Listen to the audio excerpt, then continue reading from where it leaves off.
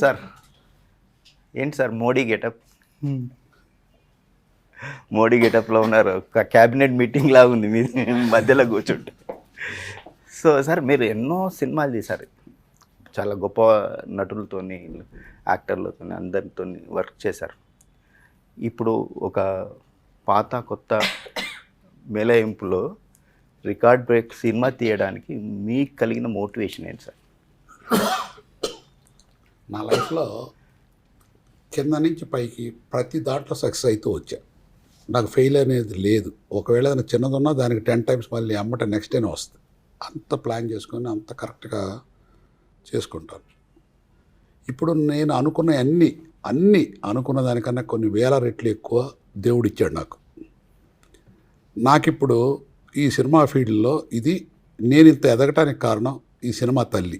ఇందులో రకరకాల సినిమాలు, తెలుగు, హిందీ, ఇంగ్లీష్ చాలా సినిమాలు మనకి జ్ఞానం కలుగుద్ది. ఇప్పుడు మీరు చూస్తే ఇప్పుడు వచ్చిన టీవీలు పాతాళ భైరవిలో ఎన్టీ రామారావు గారు, ఎస్వి రంగారావు గారు ఆ సాంగ్ అనగానే టీవీలో కనపడుద్దా? అది ఎప్పుడు 60 ఏళ్ళ నాడు వచ్చింది, ఈ మధ్య టీవీలో వస్తుంది. సినిమా ఎప్పుడు అడ్వాన్స్గా ఉంటుంది. ఈవెన్ నేను తీసిన హెడ్ కానిస్టేబుల్ వెంకటరామయ్య నోట్లు కూడా నా సినిమా తర్వాత సెంట్రల్ గవర్నమెంట్ బ్యాన్ చేశారు, బ్లాక్ మనీ అని. అట్లానే ఈ సినిమాలో కూడా నేను 2 years నాడు షూట్ చేసిన విమానాల పైన ఈ పోయిటో మిలిటరీ విమానాలు, ఇది ఆల్రెడీ నేను 3 years నాడు షూట్ చేశాను, ఈ ఫ్లైట్స్ ఇవన్నీ.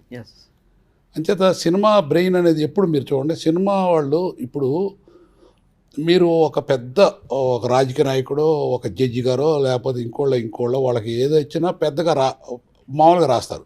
అదే సినిమా ఫీల్డ్లో ఒక చిన్న కమెడియన్కి కానీ, ఆర్టిస్ట్కి కానీ, డైరెక్టర్ కానీ ఏమన్నా అయితే ఒక పెద్ద అభిమానం కానీ ఏదైనా లార్జ్ స్కేల్ ఉంటుంది. సినిమా తల్లి ఎప్పుడు కూడా సినిమా తల్లిని నమ్ముకున్న వాళ్ళకి ఏదో రకంగా సినిమాలో నష్టపోయినా వాళ్ళ బిడ్డలకు మంచి భవిష్యత్తు ఇవ్వటం ఏదో నేర్పుద్ది. ఈ సినిమాలో చాలా విజ్ఞానం నేర్చుకోవచ్చు. డిఫరెంట్ మనుషులు, డిఫరెంట్ కళలు, ఆనందం అన్నీ ఈ ఫీల్డ్లో లేని స్వర్గం నరకం లేదు. ఈ ఫీల్డ్లో ఇవన్నీ అనుభవించి దేవుడు నాకు ఈ సినిమా జ్ఞానం వలన నేను అన్ని రకాలుగా సెటిల్ అయ్యా. డబ్బే కాదు, పేరు ప్రతిష్టలే కాదు, ఆరోగ్యం కాదు. ఆరోగ్యంగా ఉండటానికి కారణం కూడా సినిమా ఫీల్డే. ఇందులో పడే కష్టం మనం బయట పడలేం. శారీరకంగా ఒక ప్రొడ్యూసరు కొండలు దిగుతాడు, ఎక్కుతాడు, లేకపోతే చాలా ఫోన్లు వస్తాయి, బ్రెయిన్ ఇంకా షార్ప్గా పనిచేస్తుంటుంది. అన్ని రకాలుగా సినిమా ఫీల్డ్లో పడటం పూర్వజన్మ సుకృతం నేను ఇప్పుడు నేర్చుకున్నది. ఇవన్నీ నాకు దేవుడు ఇచ్చినప్పుడు సినిమా ఫీల్డ్కి ఒక ఆభరణం గిఫ్ట్ ఇవ్వాలని నేను నాకున్న అనుభవం మొత్తం రంగరించి తయారు చేసిన సబ్జెక్టు ఈ రికార్డ్ బ్రేక్. డబ్బే కాదు ఇది, ఈ చూసిన వాళ్ళకి మేము ఇట్లా అవ్వాలి, మేము ఇట్లా తయారవ్వాలి. ఒక హీరో ఉంటే ఒక దారిని పోయారే, నేను అనాథని, లేదా నేను అడుక్కు తింటున్నాను, నేను చేతకారని అన్న అతనికి కాలు రగరేసుకోవాలి ఈ సినిమా చూసి. నేను రేపు నుంచి బ్రహ్మాండంగా పనిచేస్తా, నేను సొసైటీకి ఉపయోగపడతా, నా కుటుంబానికి ఉపయోగపడతా, నేను పేరు తెచ్చుకుంటాను అనే అన్ని క్యారెక్టర్లు.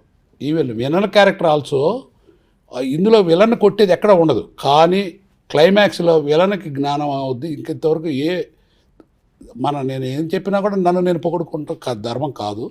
బట్ ఈ సినిమా అనేది నేను చేసిన అన్ని ఎఫర్ట్లో చాలా మంచి సబ్జెక్ట్ ఇదని నా పర్సనల్గా నా ఫీలింగ్.